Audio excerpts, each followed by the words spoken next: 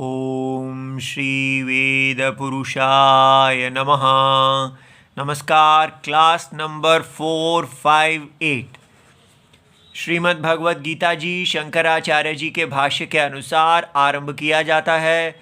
ओम श्री सीता रामचंद्राभ्याम नमः। नमो गुरुभ्यः।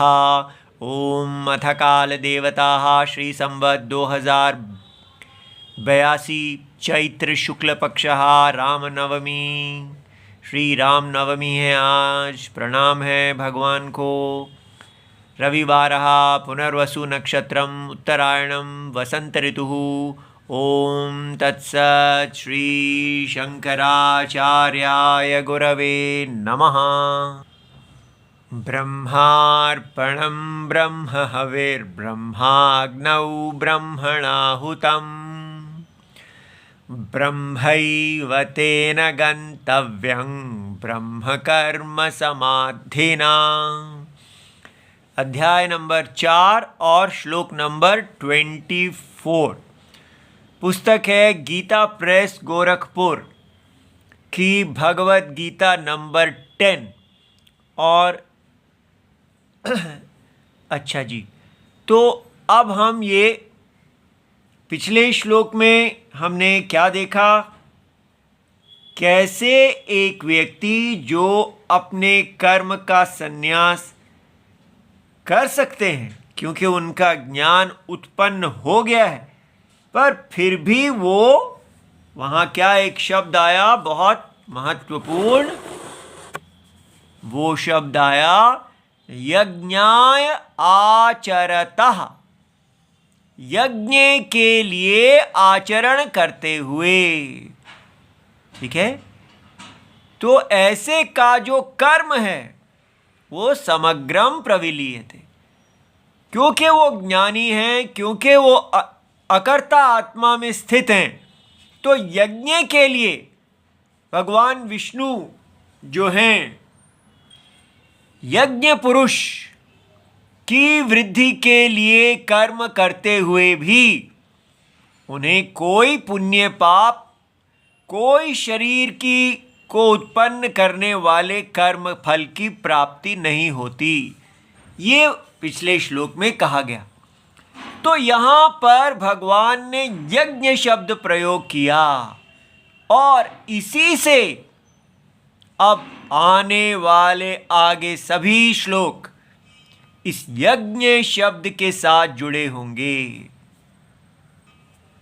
तो इससे पहले कि हम ये जो ब्रह्मार्पणम ब्रह्म हविहि इतना बड़ा श्लोक आ रहा है, इससे पहले कि हम इसके अर्थ में चलें, थोड़ा सा रुक के विचार करना चाहिए। और वो विचार क्या है?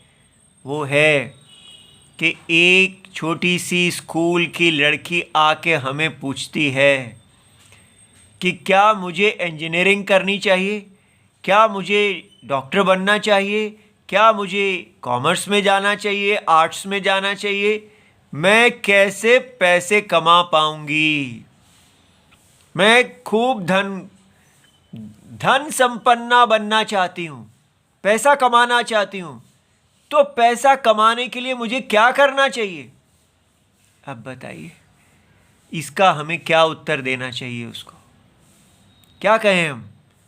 बेटा अपना एप्टीट्यूड देखो कि कहाँ मार्केट है, किसकी डिमांड है, तुम्हें क्या अच्छा लगता है, लेकिन वहाँ देखो कि ये सब गणित करो और पूरा करके एक डिसीजन लो लाइफ में तुम्हें क्या करना है। ऐसी बातें करें। हर बच्चा इस 8वीं क्लास से, इस 7वीं क्लास से ही वो इसी चीज़ में सोचने लग जाता है कि मुझे कैसे पैसा कमाना है। क्या राम जी भी ऐसा सोचा करते थे?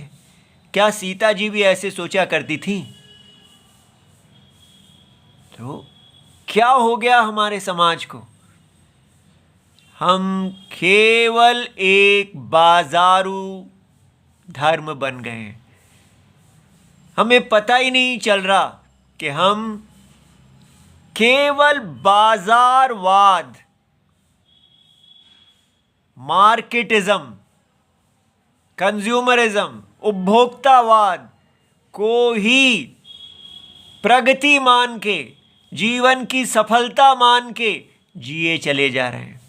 हमारे पास केवल यही है, बाजार और हमारी धूप बत्ती, बस। बाजार में हम अपना पूरा जीवन बाजार में जाओ और क्या करो, साथ में उस पैसा जो उस कमाओ उससे कुछ पूजा आदि कर दो, बड़ी बड़ी बातें कर दो। इसलिए जो लोग इस भगवत गीता जी को सुन रहे हैं उनको विचार करना चाहिए कि हम क्या कर रहे हैं। क्या हमारे गुरुकुल इस प्रकार पढ़ाया करते थे कि बाजार के अंदर प्रवेश करना है तो उसके लिए आप पढ़ाई करो? और ये स्कूल भी क्या कराते हैं, केवल पुस्तकें पुस्तकें पुस्तकें, इतनी सारी पुस्तकें, उनको पढ़ते जाओ, आगे निकलते जाओ, फिर एग्ज़ाम पास करते जाओ। और जब आप अपनी इंजीनियरिंग इत्यादि सब कर भी लेते हैं तो आपको क्या आता है, केवल पेपर पास करना, बस, कुछ भी आपको आता नहीं है। एक बच्चे को पूछा तुम कौन सी कक्षा में पढ़ते हो, कहते हैं 6ठी क्लास में। तो आप 6th क्लास में पढ़ते हैं तो उससे पूछा कि भाई तुम, तो उसके पिताजी दादाजी वहीं बैठे हैं, वो कह रहे हैं ये तो कहता है इतना बड़ा हो गया है, कहता है मैं अब अपना खाना खुद खाऊंगा, मम्मी आप मुझे क्यों खिलाते हो। अब देखिए 6ठी क्लास का बच्चा खुद खाना नहीं खा रहा, उसकी मम्मी उसके मुंह में खाना डाल रही है। ये शास्त्र में कहा गया 10 साल में पुत्र भाई के समान हो जाता है, पुत्रः भ्रातमेव भवति। वो इतना बड़ा हो जाता है कि वो, उसका आदर ऐसे होना चाहिए कि वो पिता का छोटा भाई है। और यहाँ हम अपने बच्चों को ऐसे पाल रहे हैं कि वो 6ठी में पहुँच गया है, कितनी उसकी 12 उम्र होगी, 13 होगी, 12 होगी, तो वो अभी अपना खाना नहीं खा रहा। हमने उससे पूछा कि तुम्हारे भोजन करने के बाद तुम्हारी प्लेट कौन धोता है, तो वो कहती है एक आती हैं धोने के लिए। उससे पूछा कि ये बताओ कि तुम्हारा जो कपड़े कौन धोता है, उसके लिए भी कोई आता है। तुम्हारा अपने कमरे में झाड़ू कौन लगाता है, उसके लिए भी कोई आता है। और तुम अपने क्या बिस्तर को खुद बनाते हो? नहीं। क्या तुम अपनी छोटी बहन को पढ़ाते हो? नहीं। तुम क्षत्रिय परिवार में पैदा हुए हो? क्या तुम अपने आप को वीर बनाना जानते हो? बताओ कौन है जो क्षत्रिय होता है? उसको कुछ पता ही नहीं क्या होता है क्षत्रिय। तो मैंने कहा कि तुम क्या क्षत्रिय का अर्थ जानते हो? तो कहता हाँ, राणा प्रताप। स्कूल में कहीं उनने राणा प्रताप पढ़ा है। उसको पता ही नहीं कि जैसे राणा प्रताप थे वो खुद भी एक राणा प्रताप होना चाहिए था, लेकिन कुछ पता ही नहीं। हम अपने बच्चों को कैसे पढ़ा रहे हैं? बाजार पैसा, और उसमें भी केवल किताबें किताबें किताबें। ये तक नहीं हम देख पा रहे कि ये स्कूल सिस्टम कितना पागल कर देने वाला है। ये एक दुकान है, ये केवल एक बाजार की दुकान है जो बस अपने आप को बनाने के लिए एक ऐसे बनाई जा रही है कि अब फर्स्ट हो गई, सेकंड हो गई, थर्ड हो गई, फोर्थ हो गई, अब डिग्री में आ गए, ये आ गए। क्या हमें डिग्रियां चाहिए या हमें विद्या चाहिए? व्यक्ति को कुछ जीवन की स्किल आती ही नहीं। पहले अपने आप को पूछना चाहिए जीवन जीने के लिए क्या चाहिए। क्या ये स्कूल हमें वो दे रहा है?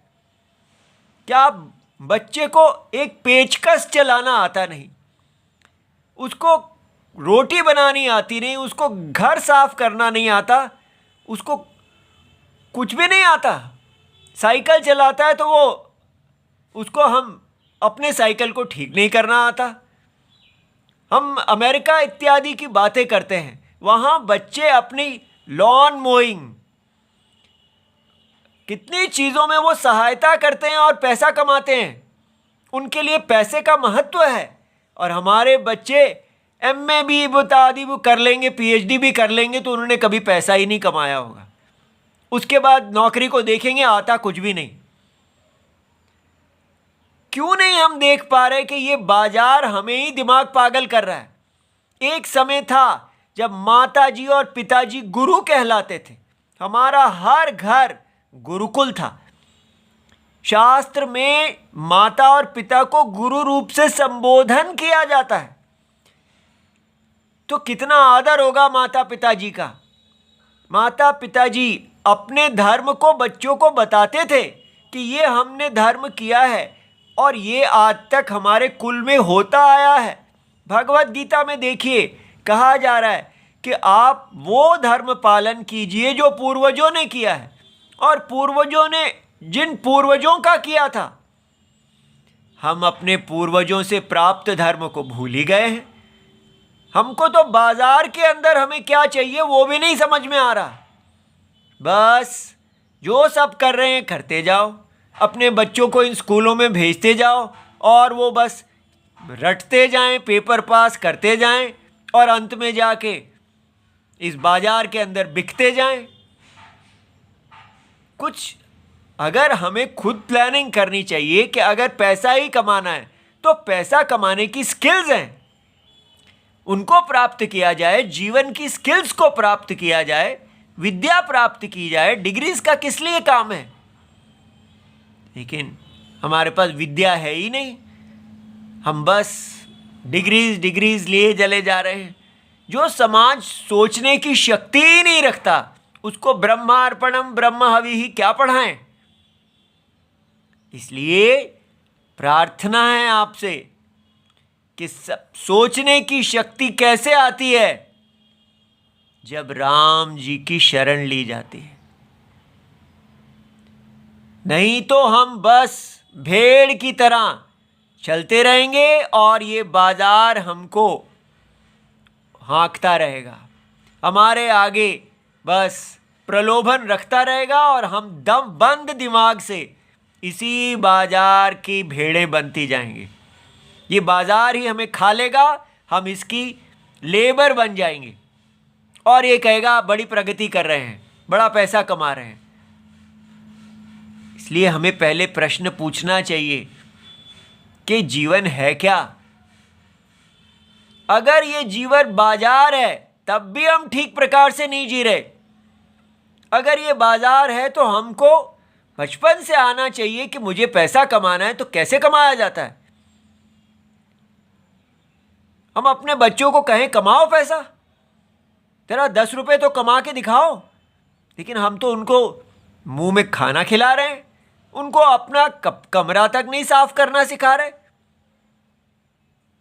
इसलिए क्या हो रहा है?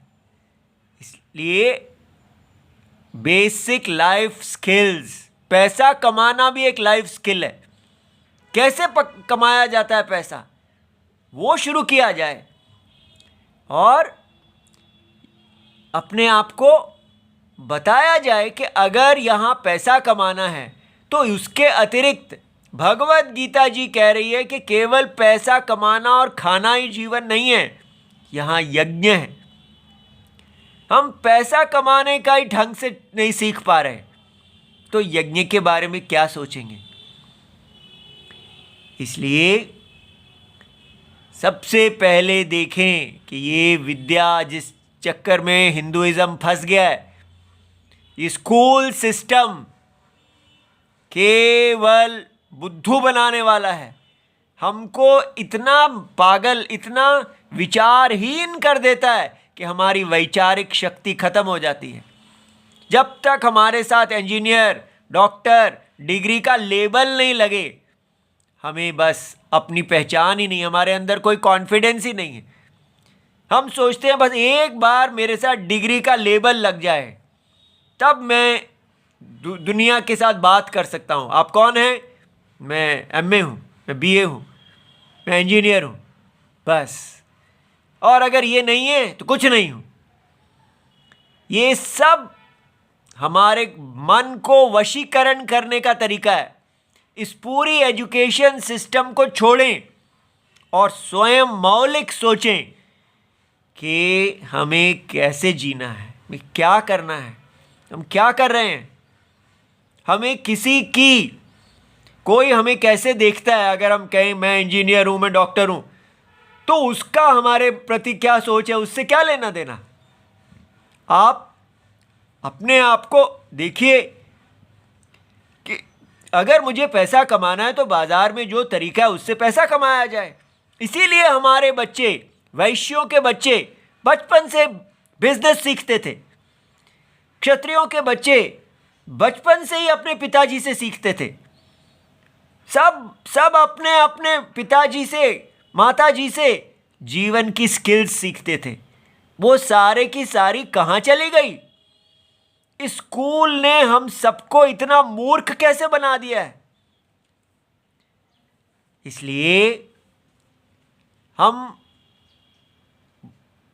अपने आप को भगवान के गुरुकुल में एडमिशन दें, राम जी के गुरुकुल को ज्वाइन करें, तब हमें समझ में आएगा हम अपने आप को स्वयं एजुकेट कर सकते हैं। हमें इतने बाजार की ज़रूरत ही नहीं है।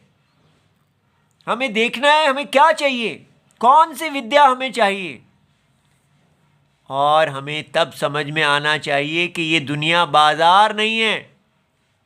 ये दुनिया वेद के द्वारा बताया हुआ यज्ञ है।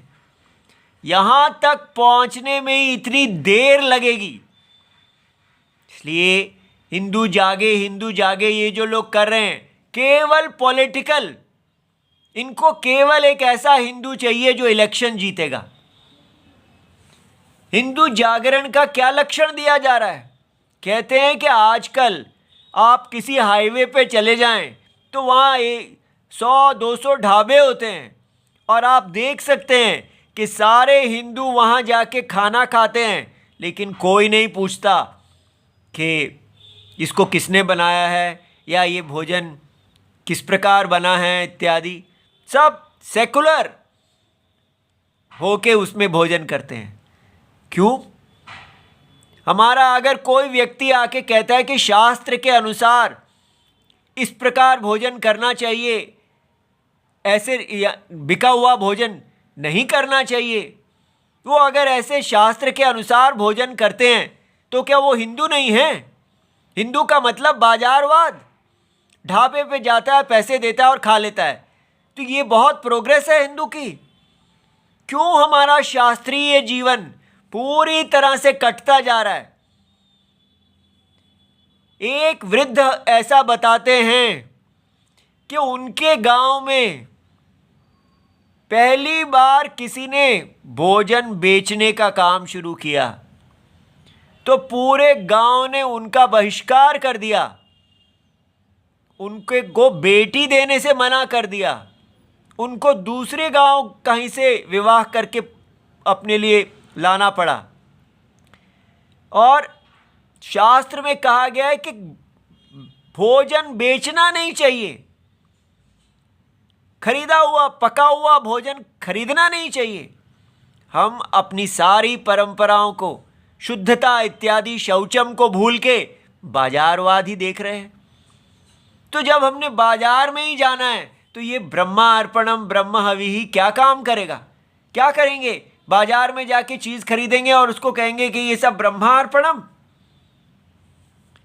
इसलिए बहुत अधिक विचार करने की हमें क्षमता, योग्यता, हमें आवश्यकता है। और वो आवश्यकता कैसे आएगी? ये तमस, हम इतने तामसिक हो गए हैं कि पूरी तरह हमें नाश कर दिया गया है। इसलिए इस नाश से निकलने का एक ही तरीका है, राम राम राम। जैसे वाल्मीकि जी पूरी तरह नष्ट हो गए थे, वैसे ही हमें समझना चाहिए कि हमें पुरुषार्थ से, धर्म से, वैचारिक शक्ति से पूरी तरह गिरा दिया गया है। हमारा मन विचार करने की योग्यता ही नहीं रखता। हम पूरी तरह भेड़ बकरी बना दिए गए हैं। इसलिए राम जी की शरण लें। हे राम जी मेरी रक्षा कीजिए। ये जो स्टार्टिंग पॉइंट हमें मिला हुआ है कि जब हम जगत की आत्मा परमात्मा जो सत्य हैं, सत्य आत्मा जो इस सारे जगत के नारायण हैं, सदा उपलब्ध हैं, हमारी आत्मा रूप से उपलब्ध हैं, नित्य अनुभव में हैं, जब हम शरण लेते हैं, प्लीज गाइड मी, मेरे मार्ग बंधु बनो। भगवत गीता जी यहां से शुरू होती हैं, शिष्यस्तेहम शाधि माम, मुझे उपदेश कीजिए, त्वाम प्रपन्नम, मैं आपकी शरण लेता हूं।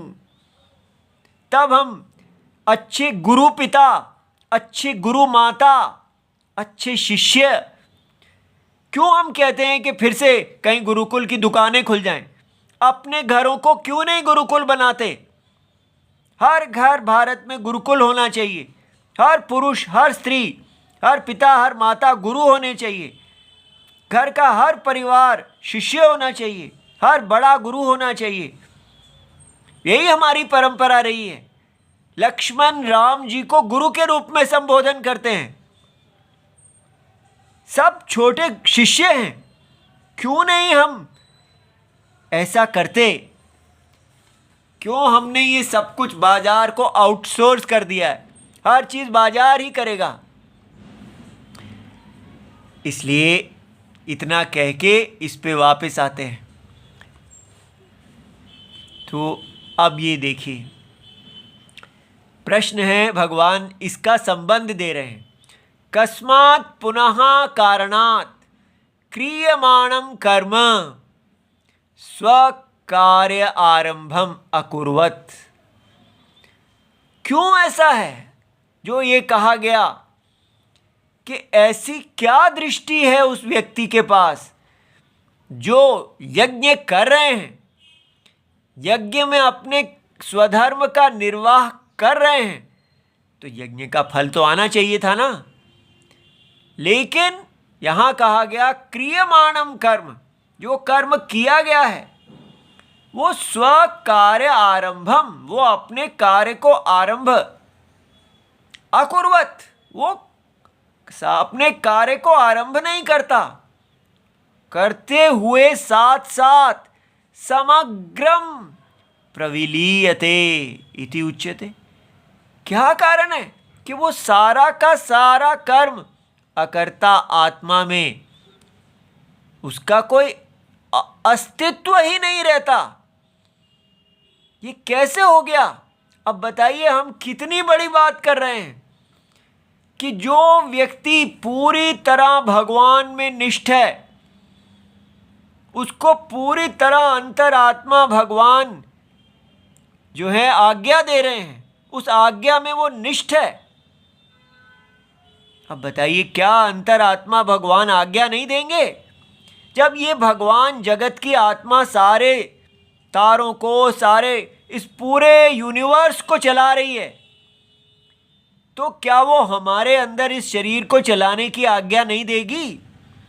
ये कैसी सोच है हमारी कि हर व्यक्ति को अपने आप स्वयं ही सोचना चाहिए। जब पेड़ का हर पत्ता, देखिए बाहर जाइए बड़े पेड़ को, इतने करोड़ों अरबों पत्ते हैं, डाल है, पूरा यूनिवर्स है, उस सारे पेड़ को प्रज्ञा मिल रही है।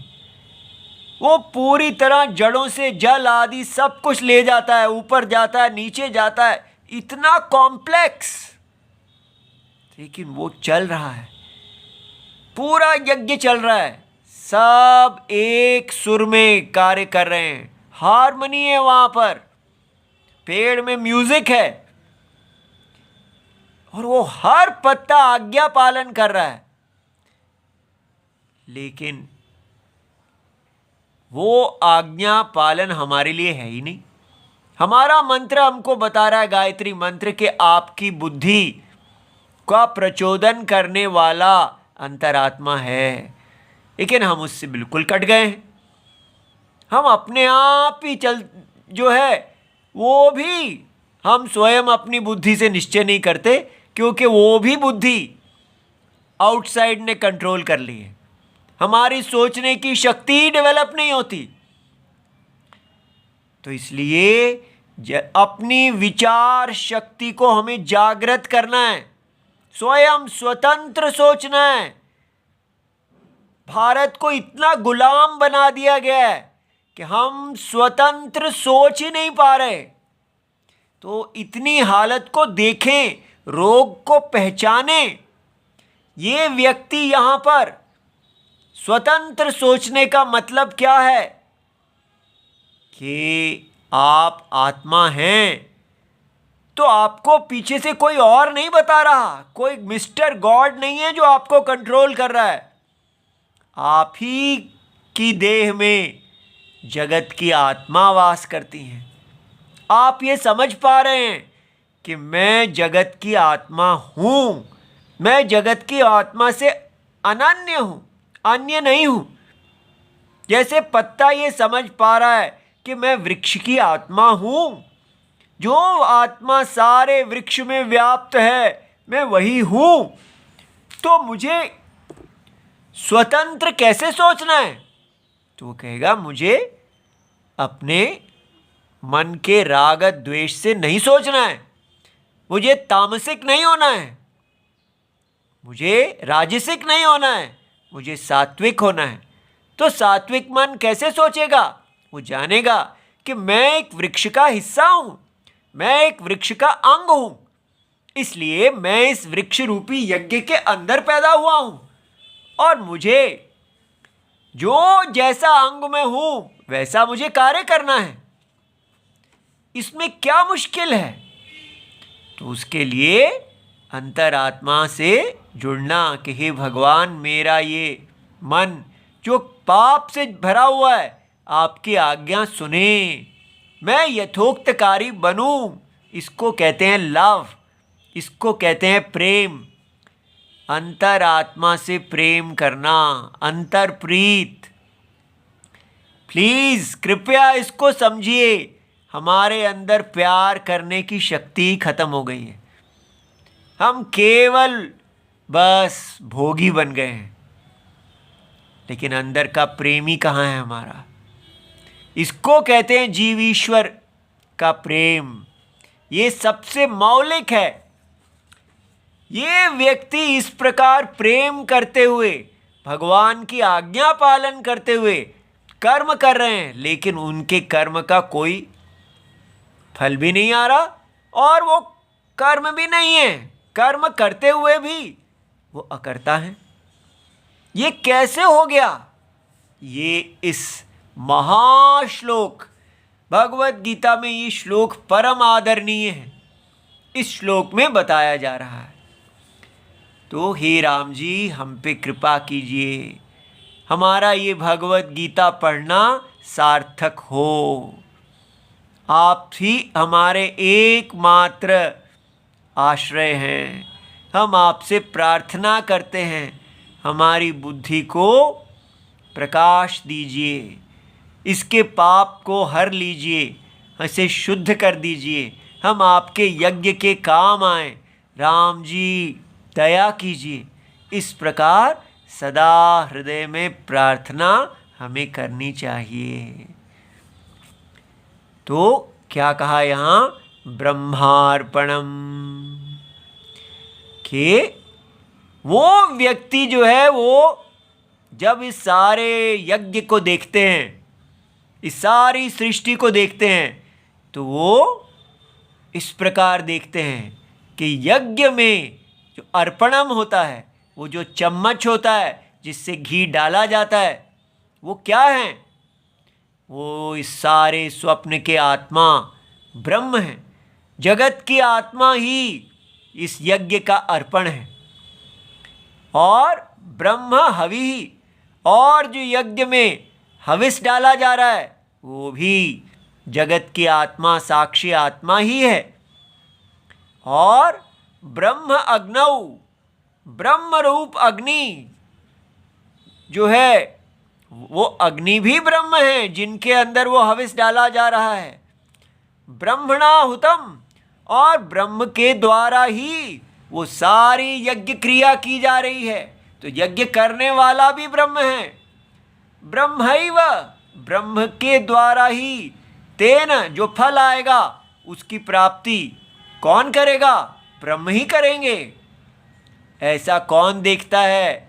ब्रह्म कर्म समाधिना, जिसके लिए सारा कर्म ब्रह्म है। ब्रह्म में इस प्रकार एकत्व देखने वाला व्यक्ति, उसके यहाँ कहा गया है कि समग्रम कर्म प्रविलीयते। ठीक है, कल हम इसका भाष्य देखेंगे। ओम नमो भगवते वासुदेवाय। प्रणाम।